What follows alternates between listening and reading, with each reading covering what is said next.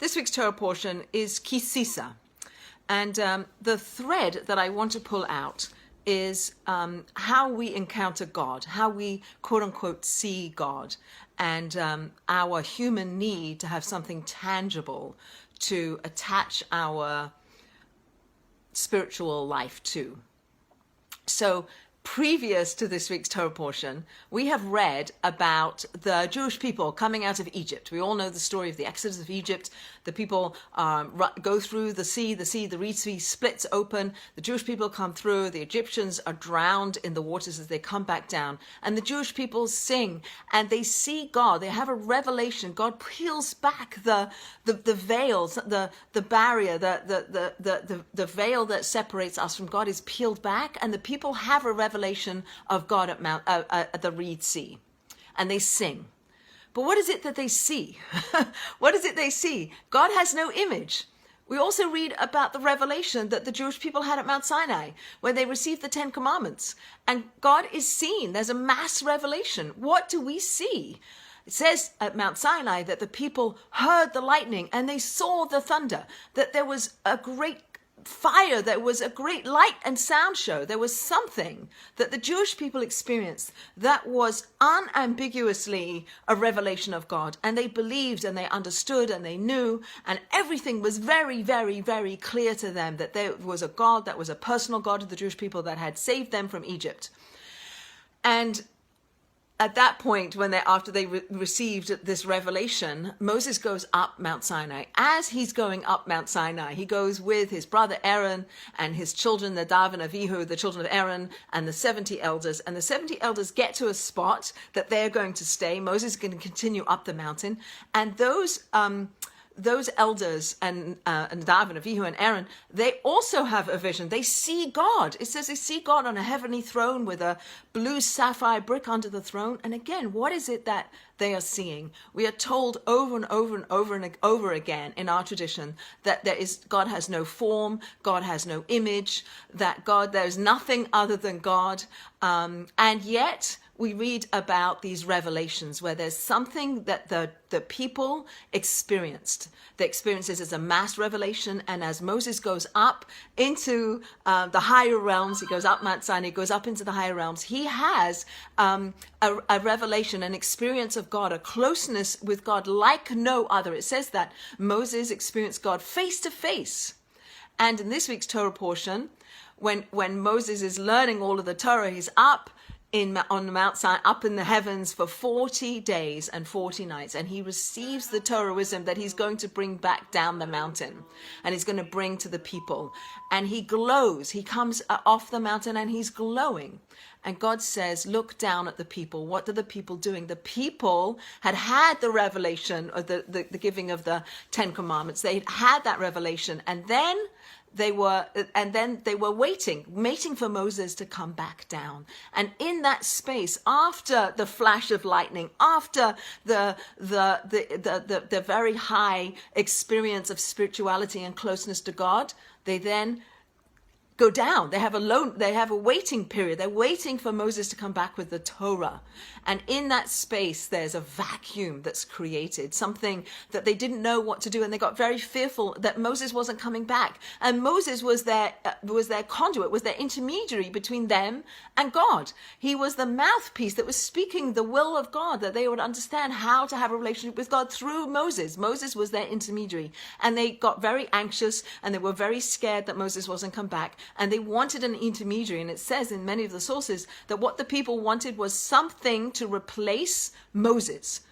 And they built this golden calf that we all know about. This golden calf emerged from the fire.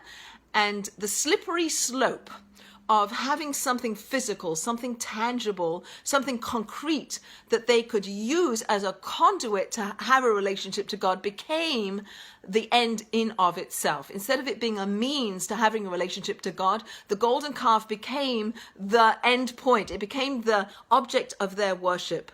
It became an idol, and they engaged in idolatry, which is the ultimate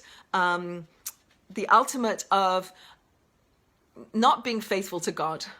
They'd had all these experiences. They'd had the revelation. They'd had the high, and in that low, they went very low, and they succumbed to idolatry. And I think sometimes in our lives, when we think we have very high spiritual moments, perhaps on Yom Kippur, when we get to the end of Yom Kippur, we've been fasting all day and perhaps praying in the synagogue, and you can get to a place where you feel very spiritual, and then you're done. Then you come home and you eat your meal.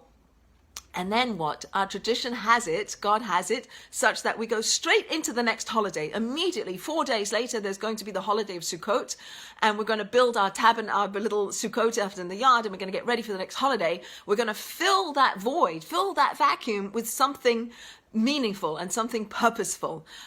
When the Sabbath goes out, we've lived 25 hours of having a little bit more of a spiritual experience, a little bit more spirituality in our lives, and then there's this letdown as Shabbat goes out. So what do? We smell the spices. The spices revive us. They kind of like wake us up. Like don't succumb. Don't go low. Don't do something. When we read the Torah every year, we go through the whole cycle of reading the Torah. We get to the end of the Torah on Simchat Torah. What do? We start all over again. Like, don't stop. Don't rest on your laurels, because in that vacuum, there's space to lose it. So we have examples of revelations of God at the Reed Sea, at Mount Sinai, as the 70 elders and Aaron and Nadav and Avihu are going up the mountain to let Moses continue up. And Moses also has an experience as a closeness to God like no other prophet ever will have. He speaks to God face to face, so to speak. And in this week's Torah portion, he asks God, tell me your ways. Tell me how you function in the world. Let me know you. And God says, you can't know me and live. You can't know me and live. And I think we have to sort of hold on to that. We live in this murky, physical, very materialistic world, and we search for God and we yearn for God and we want relationship with God, but we have to also know that we can't know God and live in this world. So how do we experience God? We're not going to have the mass revelations. We're not going to quote unquote see God. We can't see God, so we have to experience God in other ways. And God says to us in this week's Torah portion, he tells Moses, here are my 13 attributes of mercy. Here's how I want you to know me. I want you to know me as the God of compassion, the God of love, the God of mercy, the God who is slow to anger, the God who forgives, the God who is merciful. And these 13 attributes are given to Moses to give to us so that we can live our lives knowing that this is our God. Ain't od milvado. There's nothing other than God.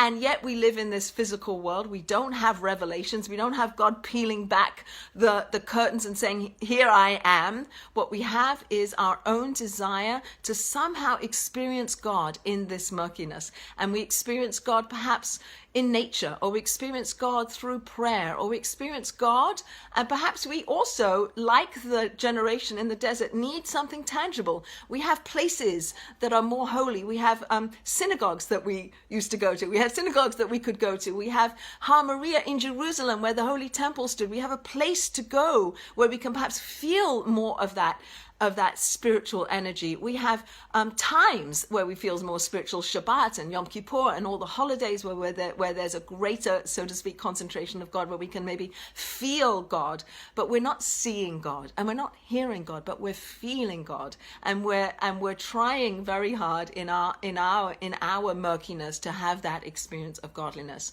And what the generation of the desert did with the golden calf is the golden calf began as an intermediary to help them have a relationship to God, and it became a God in of itself. And that we have to be careful of, that whatever it is that we use to help us have a relationship with God, whether it's the synagogues, whether it's the Western Wall in Jerusalem, whether it's the Sabbath or the holidays, we need to be aware that they are the conduits by which we experience God. They help us experience God. They open us up. And also in the kindnesses between people.